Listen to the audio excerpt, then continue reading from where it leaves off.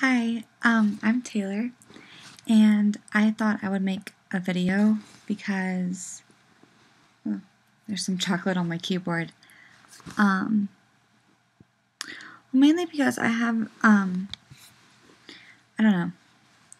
Um, Anyways, I'm drinking hot chocolate. Of course, honestly, it should be called like cold chocolate or maybe even lukewarm chocolate. It's actually colder than lukewarm, so I guess we could just go with like cold chocolate. It was hot earlier, but not anymore. Anyways, so the rough draft for my paper was due this morning, and I turned it in and realized that that paper was terrible, and I couldn't find any credible sources for my paper, so I changed my topic. And what I was writing about originally was the differences between original vampires and modern day vampires and what made the change. But that ended up, I couldn't find, surprisingly enough, they didn't have much on original vampires that information I needed. I don't know, it was really hard and confusing, and it just got ridiculous. So I'm now writing about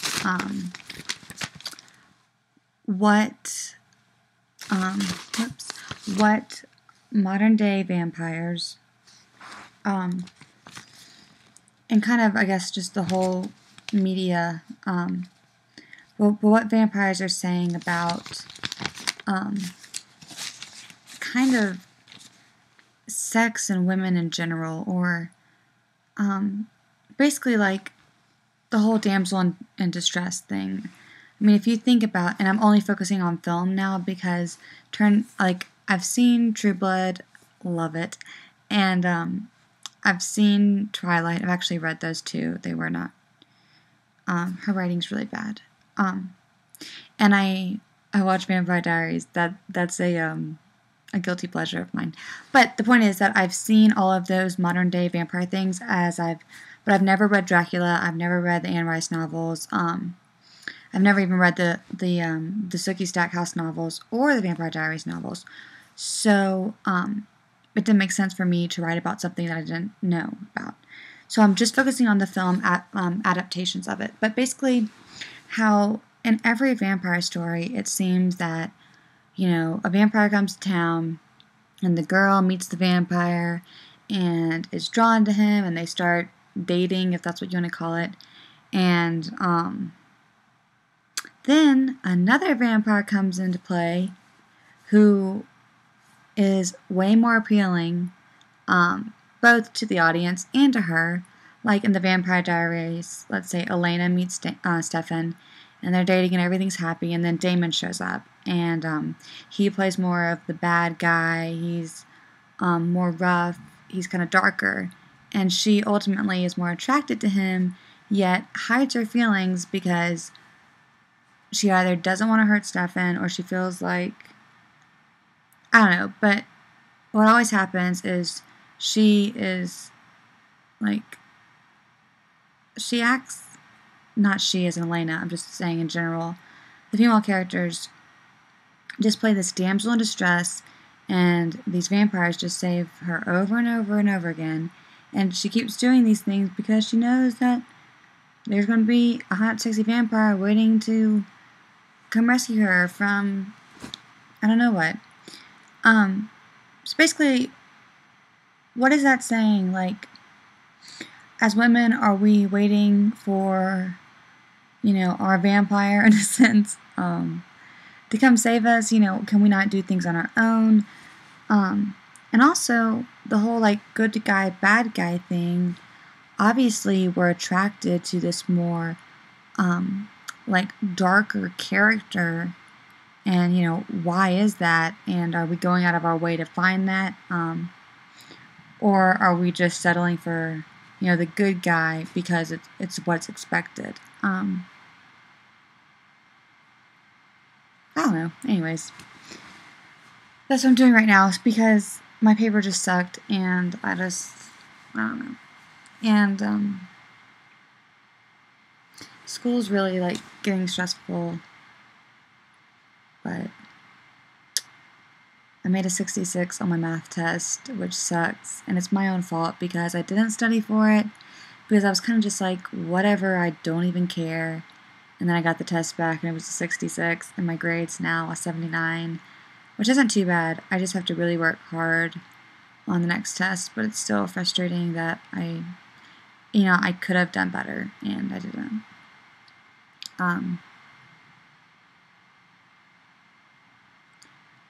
But it is almost 3 o'clock. I have to leave for the Denver airport at like 5:30ish, because my sister's flight comes in at 6:20. I'm excited. I know my face doesn't look like I am, but I am. Oh, I went on like a run / jog / walk thing today. I haven't exercised in a really long time. Just between like my surgery and school and work, I just haven't had time. But Lexi and I, who's my dog, we walked into the soccer fields, which took me about like 10 to 12 minutes. And then I ran the perimeter of the soccer field, which took me 2 minutes. And then I jogged for like 3.5, 4 minutes. And then I walked back. So it's a good start. I want to slowly get back into running. I haven't ran since high school. I actually was top girl in high school on my cross country team. Just gonna say, I was awesome, badass, whatever. I'm trying not to cuss anymore. I still cuss a lot in like my speech, but I'm trying to not cuss so much on the internet mainly. Just because I don't know. I mean, anyways, I should probably stop cussing in my speech. That's probably more important. But this video is really long, but I'm just going to keep going. But I'm trying to get back into running, and it was a good start. It was hard, and I was like, I was in pain like right here, like underneath my collarbone when I was running, and I don't know if that's, you know, I mean, like there was pain like here, but it was like mainly like a sharp pain underneath my collarbone. I don't know if that's bad or not.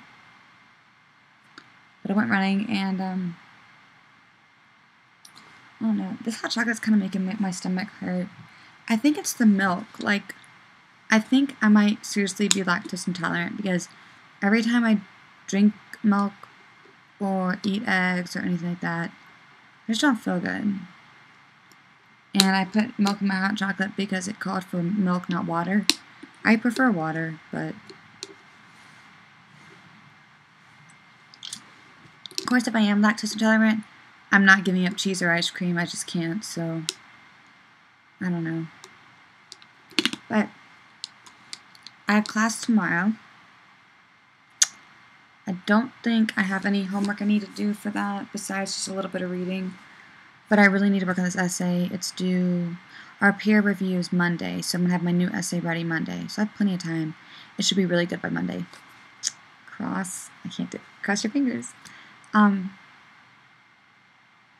Anyways, I probably won't be blogging as much because I won't have a computer at the ready. Because this is my sister's computer. I want to miss it so much. I'm going to miss Photo Booth, first off. I'm going to miss her iTunes library. I'm going to miss having a computer, so in the middle of the night when I want to watch some videos of kittens, it's available to me. We have a family computer that's downstairs in the kitchen, but it's like downstairs in the kitchen, so, you know, hard to do or just like chill, you know. But, I mean, I would easily trade having my sister back than having her computer. Maybe I can get a computer soon.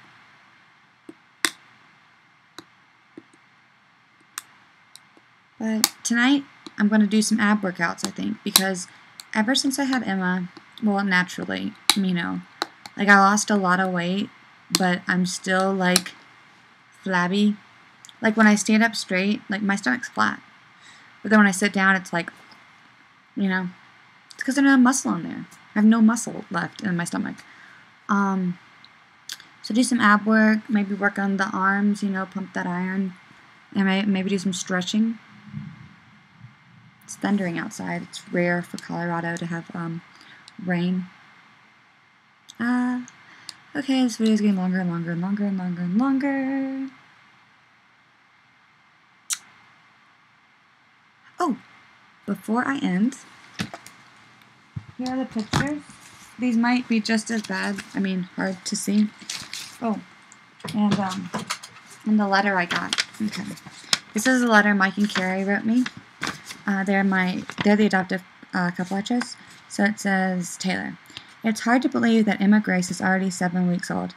Time has gone by so quickly, and I'm sorry we haven't written you before now. Emma Grace is doing great and has been growing and changing so much.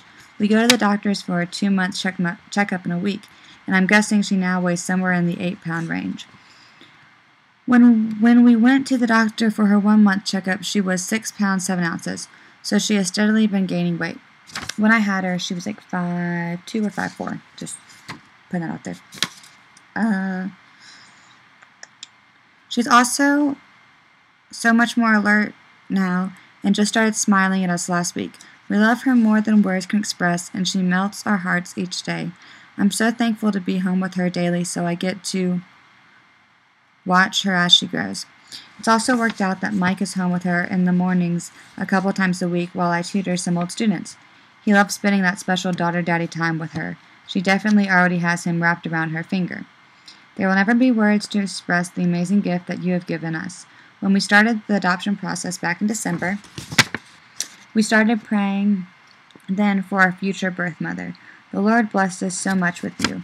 I know we've only spoken a couple times, but we love you and are incredibly thankful for you. We truly consider you a part of our family. We continue to pray for you daily and talk about you to Emma Grace. When we share our adoption story, we always tell people how blessed we are to have such an amazing, kind-hearted, compassionate, considerate, creative, funny, and courageous birth mom. We also feel honored to have met your family. They are precious. It brings us to tears each time we talk about them because of the love and kindness they displayed to us at the hospital. To be honest, your family reminds us so much of our own families. Just from our short encounter, we could see your love for one another and how much they supported you. We feel so fortunate to come from families that love each other and support one another through thick and thin. Mike and I want Emma Grace to know that we are there for her 100%, and we love her and support her no matter what. On a different note, I'm sure you've started school by now. How is it going? Are you enjoying your classes? How's life back in Colorado? We hope you'll write soon and tell us about what's been going on with you. We send our love, Mike, Carrie, and Emma Grace. And then, here's some pictures. This one says, these are from the hospital. This is Carrie with her.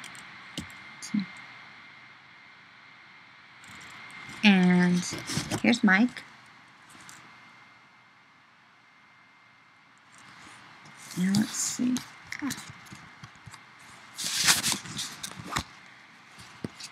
Okay, here's at 1 week.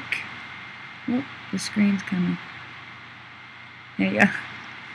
And here's at 1 week.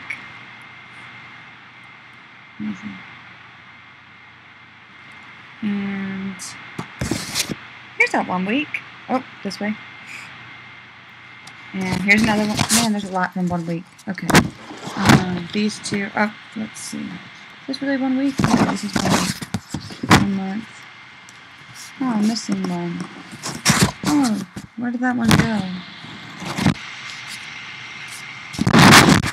Oh, never mind. Okay. I'm sorry. This is 1 week. And this one, which is so cute of them. I love this one, and I like how it's in black and white. And she has really cute earrings on, look. Love those earrings. Okay. And at 1 month, which is 3 weeks. Here's these two. I'll just put them in. This is the one I have the picture of. Or I have a few pictures. Hey, look at that face. It's like, okay, hey guys. Anyways. And then these are at 7 weeks. This one and this one. There you go. Okay. So I got these in the mail.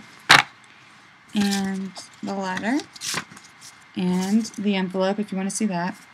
Actually, you probably shouldn't because it has my address on it. And, you know, someone could be really creepy and, like, want to stalk me or something. But probably not. But just, you know, you never know. You can never be too safe. So, anyways, now it's been 16 minutes and this is